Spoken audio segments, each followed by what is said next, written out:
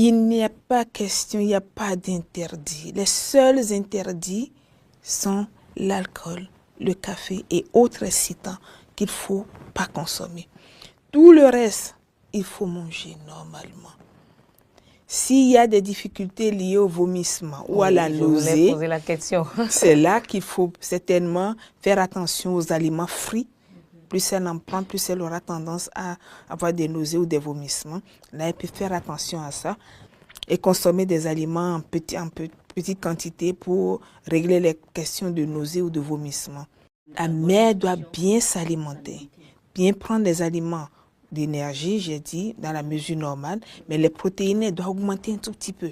Parce que nos mères, en général, ne prennent pas de protéines, ne prennent pas de viande ni de poisson, notamment dans les villages et autres, elles n'en prennent pas beaucoup. Donc, il faut qu'elles augmentent un tout petit peu le poisson et qu'elles augmentent un tout petit peu, si c'est de la viande ou le poisson ou les haricots. Mais nos poissons, les tout petits poissons, les feuilletins, là, c'est mieux ou bien il faut toujours trouver un gros poisson? Non, justement, dans les gros poissons, nous avons le risque d'avoir des métaux lourds comme le mercure et autres. Donc, il vaut mieux éviter les gros poissons pour préférer les petits poissons.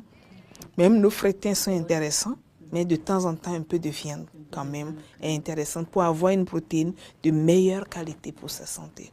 Pas d'alcool, nous l'avons dit. Pas d'alcool, pas de tabac.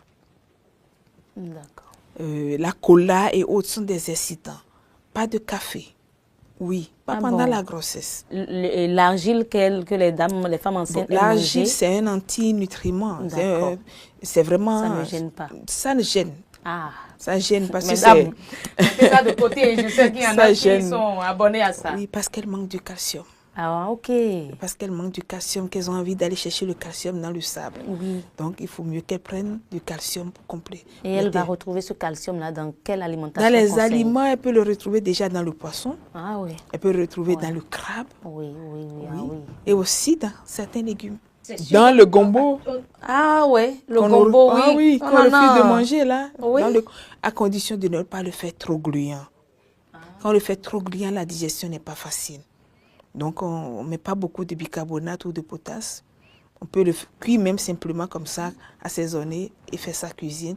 Ou bien découper ça dans la sauce et manger tel voilà, du poisson. Pas trop gluant, ça fera du bien.